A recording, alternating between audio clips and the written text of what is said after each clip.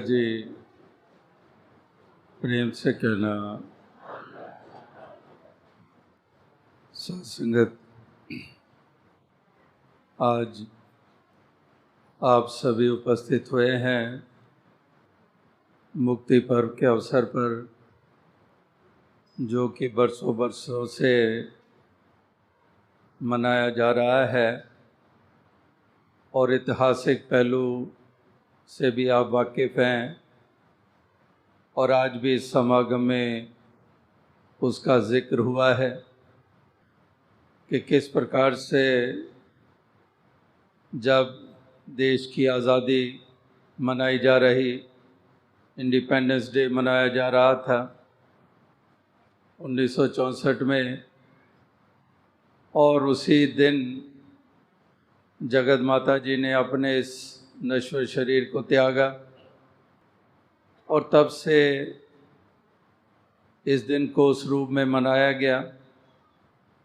और सितंबर 69 में जब 17 सितंबर को शहंशाह बाबा अवतार सिंह जी ने अपने नश्वर शरीर को त्यागा, तो उसके बाद से 15 अगस्त को ही शहंशाह जगत माता दिवस मनाया जाता रहा।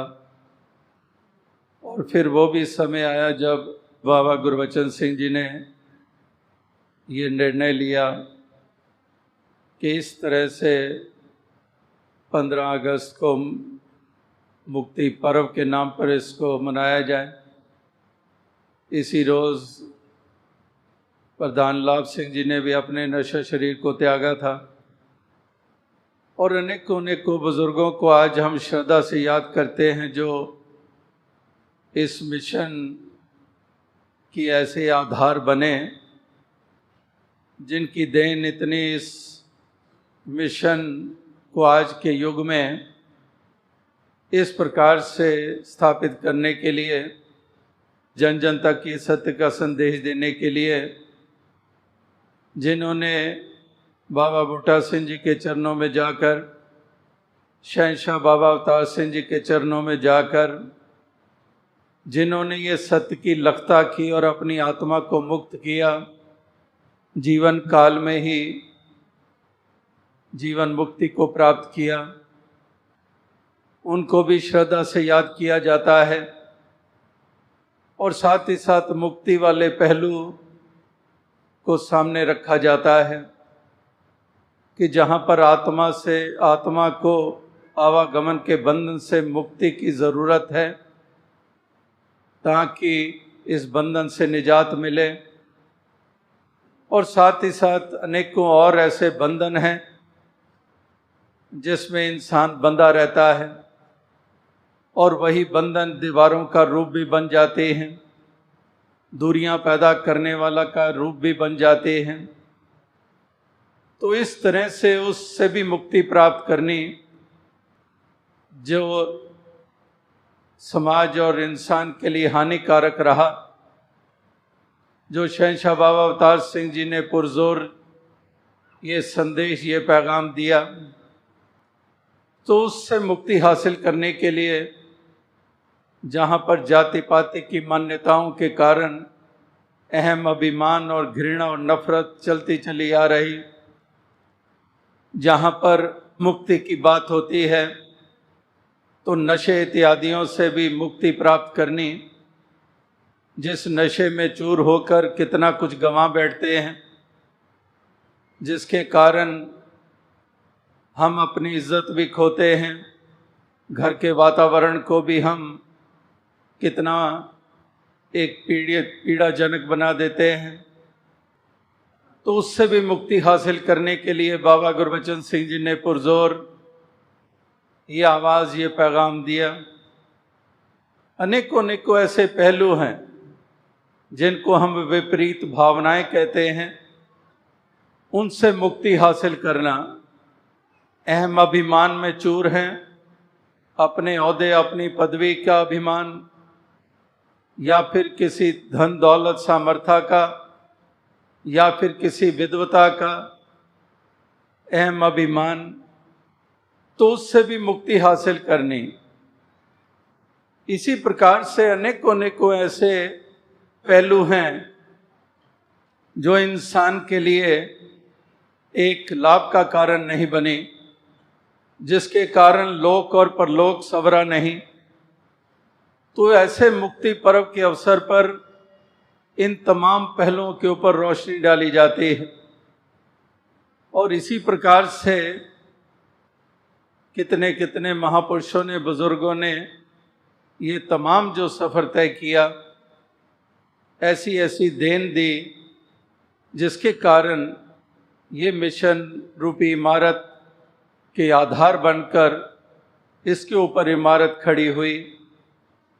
तो आज के दिन जहाँ पर उनको हम श्रद्धा सुमन समर्पित कर रहे हैं, जहाँ पर शहंशाह बाबा अवतार सिंह जी जगत माता जी को अपने श्रद्धा सुमन समर्पित कर रहे हैं, जहाँ पर बाबा गुरबचन सिंह जी का तमाम जीवन और शरीर भी मानवता को समर्पित हो गया, वहाँ पर राजमाता जी को हम याद कर रहे हैं, जिन्होंने तमाम जीवन अपना मानवता को समर्पित किया, समाज के उत्थान के लिए अपने योगदान दिए, घरों और गृहस्थियों को गृहस्थ निभाने की सीख दी, किस प्रकार से जो गुरमत के अनुसार जीवन जिया जाता है, वो गुरमत के सांचे में जो खुद इस कदर खूबसूरती से ढले हुए थे, और उनकी चाहत यही थी कि हर बच्चा बच्चा इसी गुरमत के सांचे में ढल जाए, ये किसी और सांचे में न ढल जाए जो संसार वाला सांचा है, जिस सांचे में ढलकर हम कुरूपता को प्राप्त हो जाते हैं। उस सांचे में ढलने का मतलब वैसी प्रवृत्ति, वैसी सोच बना लेनी। तो इस तरह से हरगिज़ वो भक्ति में गवारा नहीं है। तो इसलिए गुरमत का पाठ उन्होंने केवल शब्दों के द्वारा नहीं पढ़ाया, जीवन उनकी अपने आप में एक ऐसी किताब जो जीवन एक एक पल जिया गया, निम्रता, सत्कार, अदब क्या होता है, ये उन्होंने खुद सिखाया। इतनी बड़ी उम्र में होकर अगर सालों के हिसाब से, बरसों के हिसाब से हम कहते हैं 84 बरस की आयु उनको प्राप्त हुई, तो इतनी बड़ी उम्र में आकर भी छोटे बच्चे को भी अदब से, जवानों को भी अदब से, सत्कार भरे शब्द कभी भी ऐसा नहीं समय आया कि उस सत्कार भरे शब्द के अलावा कोई और लहजा रहा हो, किसी और ढंग से संबोधित किया हो।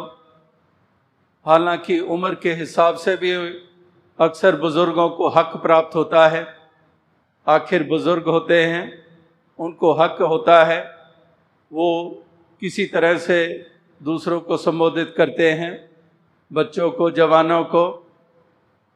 लेकिन उनमें एक ऐसी विशेष खूबी मिली कि उम्र के लिहाज से भी अगर देख लें तो तब भी भाषा वही अदब सत्कार वाली, वही जी लगाकर बुलाना, कोई भी हो, कहीं से भी आया हो। तो इस तरह की मिसालें जो कायम हुई हैं, ये हमारे समय में हुई हैं, कोई हज़ारों बरस पहले की बात नहीं, सदियों पहले की बात नहीं हो रही है। इसी वर्तमान के दौर में देखा है। वो भी बुजुर्ग आज यहाँ मौजूद हैं जिन्होंने देश के विभाजन से पहले, जब शहंशाह बाबा अवतार सिंह जी या बाबा गुरबचन सिंह जी या बाबा बूटा सिंह जी उस तरह से ऐतिहासिक पहलू के बारे में जो जिक्र किए, तो उन्होंने भी देखा कि तब से, उस उम्र से लेकर, जहाँ पर दाद तो छोटी उम्र में प्राप्त कर ली ज्ञान की, लेकिन उसके बाद से जब से ये नाता जुड़ा सामाजिक रूप में, शहंशाह बाबा अवतार सिंह जी के घर बाबा गुरबचन सिंह जी से नाता जुड़ा, तो तब से लेकर हिंदुस्तान में जब आना हुआ, लगातार ये कितने दशक ये आंखों से देखे गए हैं, कितनों ने देखे हैं, हजारों ने देखे हैं कि एक सहजी चाल रही, वही एक भाव रहे, वहीं पर सत्कार का भाव रहा, वहीं सत्संग में जाने, हर जगह पर पहुंचने के उत्साह रहे। चाहे उम्र बढ़ती चली गई लेकिन वो उत्साह कम ना हुए। और इसी तरह से साध संगत को जहाँ पर निहाल करते रहे अपनी वाणी, अपने वचनों के द्वारा, जहाँ पर गीत गाकर भी, जहाँ पर कविता के रूप में कवि सम्मेलनों में, इस प्रकार से उन्होंने मानवता, इंसानियत, प्यार, निम्रता, सादगी और गुरमत को इस खूबी से सबके समक्ष रखा। गीत आज उनके भी हम किस कदर गुनगुनाते हैं, जो बच्चे बच्चे की ज़ुबान पे है। आंध्रा में चले जाएं, बंगाल में चले जाएं, कोई भी वो हिंदी पंजाबी भाषा जानने वाले नहीं, लेकिन वो राजमाता जी के गीत उसी तरह से गा रहे होते हैं और राजमाता जी की याद के तहत किस तरह से वो महसूसियत करते हैं। अभी हाल ही में विश्व की यात्रा हुई, जो अमेरिका, कनाडा और यूरोप जाने का मौका मिला, और वहाँ पर भी इसी तरह से वो तमाम यादें वो ताज़ा गुरमुखों के मनों में हैं और हर कोई यही बयान दे रहा है कि ऐसा जो प्रभाव उन्होंने छोड़ा है हम सोच भी नहीं सकते हैं। अगर दिमाग से काम भी लेते हैं, सोचते हैं, तो कोई नज़र ही नहीं आता इससे हटकर जैसा प्रभाव उन्होंने छोड़ा है। जैसी उन्होंने प्यार और दुलार दिया और सबको वही सलीका प्रदान करने के लिए हमेशा योगदान दिए, तो वो भी ऐसी भीनी यादों को अपने हृदयों में संजोए हुए अपने श्रद्धा सुमन समर्पित कर रहे थे। तो आज भी यहाँ पर कितने कितनों ने अपने भाव रखे, जहाँ पर राजमाता जी की शिक्षाओं को इस तरह से दोहराया जा रहा था, किस तरह से तप त्याग की भट्टी में से गुजरते हुए शरीर से ऊपर उठकर सत्संग को, सेवा को, इस निराकार के सुमरन को हमेशा महत्व दिया। सामाजिक जिम्मेदारी, पारिवारिक जिम्मेदारी को जिस खूबी से उन्होंने निभाया, वो सब एक देखने को मिला है। और उस रूप में भी उन्होंने मार्ग प्रदर्शन किए कि समाज में भी किस तरह से विचरण किया जाता है। अगर माँ का रूप है, अगर पत्नी का रूप है, अगर सास का रूप है, बेटी का रूप है, किस तरह से वो सारे ही रूप उन्होंने किस प्रकार से पेश किए। तो ऐसे ही एक प्रेरणा हर किसी को प्राप्त हो और उसी से प्रेरित होकर सारे अपने इस जीवन के सफ़र को तय करते चले जाएं। कैसे कैसे समय आए, कैसे कैसे वातावरण बने, लेकिन उनका जज्बा और उत्साह और उनकी निराकार के ऊपर अटूट अकीदा और विश्वास जो था, वो हर पहलू में वो कायम देखने को मिला और कमज़ोर दिलों को भी मजबूतियाँ मिली।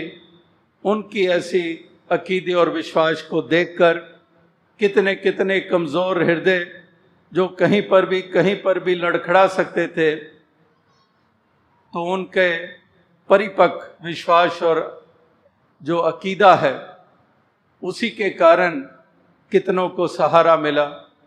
जहाँ पर दुलार और ममता की छाया हर किसी को मिली, वहाँ पर इस रूप में भी कैसे कैसे एक जीवन को एक सहज बनाने के लिए, जीवन की चाल को सहज बनाने के लिए वो एक मार्ग प्रदर्शक बने, अपनी ही मिसाल खुद बनकर अपने जीवन के द्वारा, अपनी वाणी के द्वारा, अपनी निम्रता के द्वारा, अपने अकीदे विश्वास के द्वारा, अपने सुंदर व्यवहार के द्वारा, इस प्रकार से एक यही प्रार्थना बनती है कि दातार कृपा करे कि उन जैसा सलीका आ जाए। किस तरह से उदास और मायूस भी होते थे, और वो कोई निजी कारण के से नहीं। शरीर तो कई दफ़ा शहंशाह बाबा अवतार सिंह जी के समय में भी इस कदर इतनी तबीयत खराब हो चुकी थी कि जैसे डॉक्टर जवाब दे देते हैं, और किस तरह से समय समय के ऊपर कुछ कॉम्प्लिकेशंस शरीर में आती रही, लेकिन उन्होंने किसी भी कॉम्प्लिकेशन का प्रभाव ग्रहण नहीं किया। और जैसे आज भी जिक्र हो रहा था कि अगर कुछ थोड़ा भी बीमार है या अधिक भी बुखार है, तो सत्संग से अगर उनको कहा जा गया कि आराम कर लिया जाए, लेकिन एक ही बात होती थी कि वहाँ जाती हूँ संगत में, संगत के दर्शन होते हैं, निराकार का गुणगान सुनने करने को मिलता है, तो मेरी तबीयत अपने आप ठीक हो जाती है। और वाकई ऐसा देखा गया, कमरे से निकले कितनी कमज़ोरी, यहाँ सत्संग में आए और वापस लौटे और वहाँ पर कितने तरोताज़ा, और कहते थे कि मैं कहती नहीं थी वहाँ जाकर ठीक हो जाऊँगी, देखो ठीक हो गई हूँ। तो इस तरह से उनका इतना संगत के प्रति लगाव और उत्साह कि कहीं पर भी कदम अपने रुकने नहीं दिए हैं। हमें भी मजबूरियाँ, उनको भी मजबूरियाँ। अगर सेहत की बात कर लें तो किस तरह से वो भी हमारे लिए प्रेरणादायक बने कि कुछ भी हो लेकिन ये कदम ना रुकने पाए, सत्संग से कभी पीछे हटने ना पाए, किसी के विश्वास को कमज़ोर ना किया जाए, किसी को भ्रम और भरम में डाला ना जाए, किसी के दिल को दुखाया ना जाए।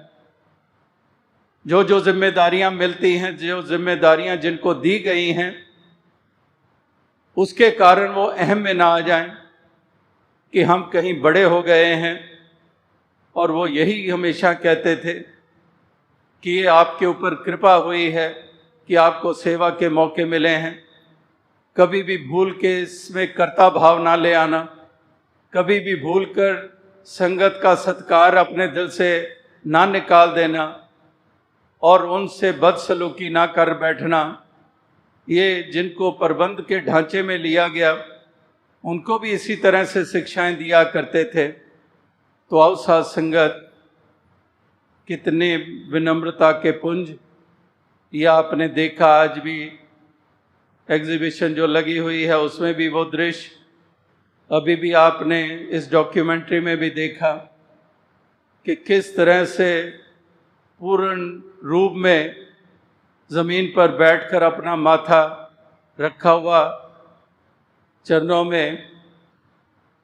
तो दास जब भी वो ऐसे नमस्कार करते थे तो दास को यही महसूस होता था कि ये कितने ऊंचे हैं, और ऐसी ऊंचाई जो उनमें है कि किस प्रकार से कोई उम्र का तकाजा नहीं है।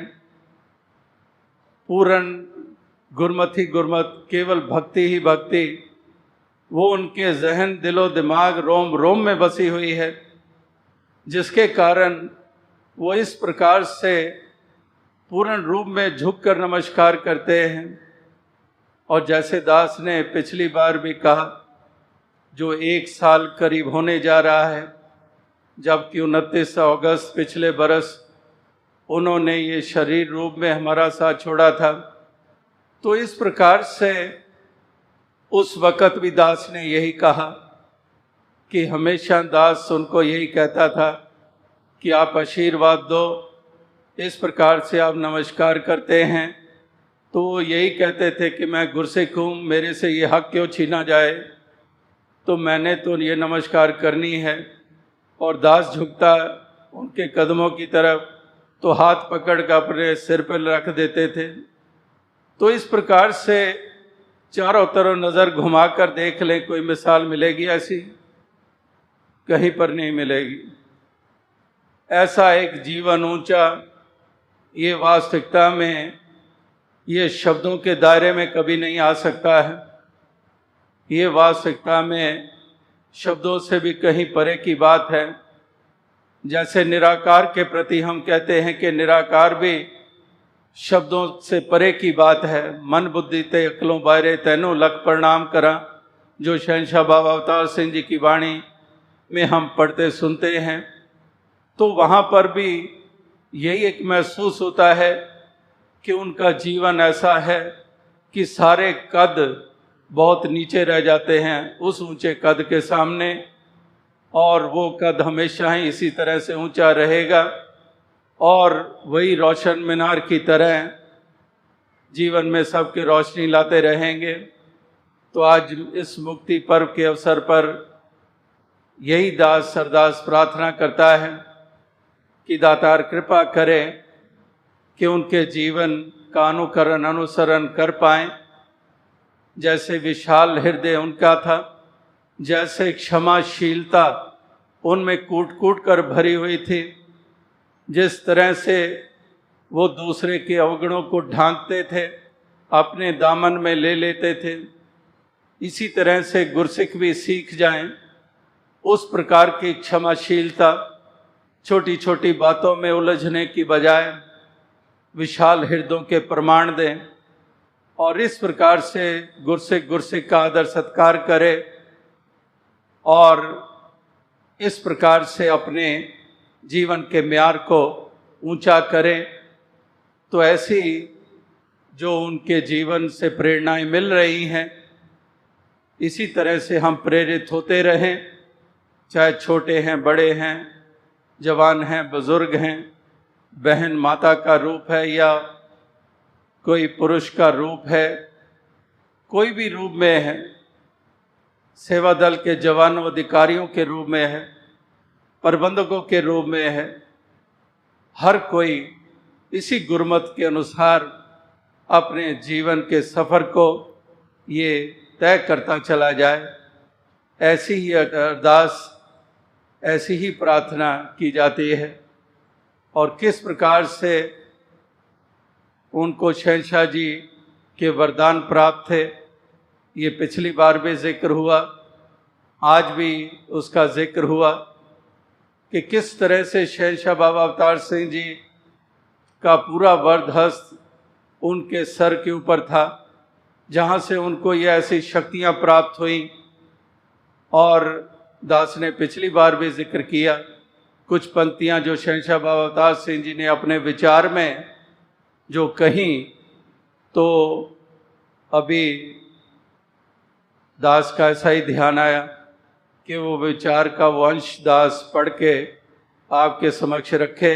उन्होंने कहा, पहले जगत माता सन, पहले उन्हों का नाम लेंदे सी, हुण ਉਹ ਰਾਜ ਮਾਤਾ ਜੀ ਦੇ ਹਵਾਲੇ ਕਰ ਗਏ ਹਨ। ਹੁਣ ਉਹਨਾਂ ਦਾ ਕੰਮ ਰਾਜ ਮਾਤਾ ਨੇ ਸੰਭਾਲਿਆ ਹੈ। ਅੱਜ ਉਹ ਵਾਕਈ ਹੀ ਤੁਹਾਡੇ ਕੰਮ ਕਰ ਰਹੀ ਹੈ। ਰਾਜ ਮਾਤਾ ਬੱਚੇ ਬੱਚੇ ਨੂੰ ਪਿਆਰ ਕਰ ਰਹੀ ਹੈ, ਤੁਹਾਡੇ ਕੰਮ ਸਿੱਧ ਕਰ ਰਹੀ ਹੈ, ਤੁਹਾਨੂੰ ਰੱਬ ਦੀ ਤਰਫ ਲਗਾਉਂਦੀ ਹੈ, ਤੁਹਾਨੂੰ ਮਾਲਾ ਮਾਲ ਵੀ ਕਰਦੀ ਹੈ। ਵਾਕਈ ਹੀ ਜੋ ਕੁਝ ਉਹ ਮੰਗਦੀ ਹੈ ਦੁਨੀਆ ਨੂੰ ਦੇਣ ਵਾਸਤੇ ਮੰਗਦੀ ਹੈ। ਜਿਵੇਂ ਉਹ ਗਾਉਂਦੇ ਹਨ, ਨਚਾਂਗੀ ਤੇ ਗਾਵਾਂਗੀ ਅੱਜ ਤੇਰੇ ਸਾਹਮਣੇ, ਖੁਸ਼ੀਆਂ ਮਨਾਵਾਂਗੀ ਅੱਜ ਤੇਰੇ ਸਾਹਮਣੇ, ਤੇ ਦੁਨੀਆ ਦੇ ਸਾਰੇ ਸੁੱਖ ਪਾ ਦੇ ਮੇਰੀ ਝੋਲੀ ਵਿੱਚ, ਫਿਰ ਵੀ ਮਿਲਾਈ ਰੱਖੀ ਸੰਤਾਂ ਦੀ ਟੋਲੀ ਵਿੱਚ। ਸਾਧ ਸੰਗਤ ਉਹ ਤਾਂ ਤੁਹਾਨੂੰ ਦੇਣ ਵਾਸਤੇ ਹੀ ਸੁੱਖ ਮੰਗਦੀ ਹੈ। ਇਸੇ ਲਈ ਕਹਿੰਦੀ ਹੈ ਕਿ ਮੈਂ ਨਹੀਂ ਉਹ ਚੁੱਪ ਰਹਿਣਾ, ਮੈਨੂੰ ਕਦੀ ਲੋੜ ਨਹੀਂ। ਕਹਿੰਦੀ ਹੈ ਕਿ ਮੈਂ ਤਾਂ ਚੁੱਪ ਨਹੀਂ ਰਹਿਣਾ, ਮੈਂ ਤਾਂ ਲੈਣਾ ਹੈ ਦੁਨੀਆ ਵਾਸਤੇ। ਵਾਕਈ ਸਾਧ ਸੰਗਤ ਉਸਨੇ ਆਪਣੇ ਲਈ ਕੀ ਮੰਗਣਾ ਹੈ, ਉਸ ਨੂੰ ਕਿਸ ਚੀਜ਼ ਦੀ ਕਮੀ ਹੈ, ਪਰ ਉਹ ਤਾਂ ਜਗਤ ਨੂੰ ਸੁਖੀ ਕਰਨ ਲਈ ਮੰਗਦੀ ਹੈ। ਸਾਧ ਸੰਗਤ ਵਿੱਚ ਇਹ ਜੋੜਾ ਤੁਹਾਨੂੰ ਦਿਖਾ ਦਿੱਤਾ ਹੈ, ਜਿਹੜਾ ਤੁਹਾਨੂੰ ਦਿਖਾ ਦਿੱਤਾ ਹੈ, मैं तो अपना फर्ज पूरा कर दिता है, मैं तो हुण पूरा बोलिया भी नहीं जाता, पर संगत फिर भी बुला लैंदी है। हुण ये सारा काम जिहड़ा मैं अपना समझदा सी बाबा गुरबचन सिंह जी ने संभाल लिया है, ये मेरे तो वध के हन। इन्हां ने पूरे गुरु वाला काम संभाल लिया है, ते माता वाला काम राजमाता ने संभाल लिया है। मैं तो हुण आराम ही करना है, मैं तो बस हुण आराम नाल लेटिया रहां, बस एक दो आदमी नाल रहन। साध संगत मैं फर्ज अपना पूरा कर दिता है। तो अब साध संगत किस तरह से शहंशाह बाबा अवतार सिंह जी के मन में उनके प्रति ऐसा एक ऊंचा स्थान था, ऐसा विश्वास शहंशाह जी के ऊपर उनका कायम हुआ था, और जिसकी बदौलत उन्होंने ये अपने आशीर्वाद और ये वरदान प्रदान किए, ऐसी शक्ति प्रदान की जिसके कारण तमाम उम्र राजमाता जी साध संगत को आशीर्वाद देती रहीं।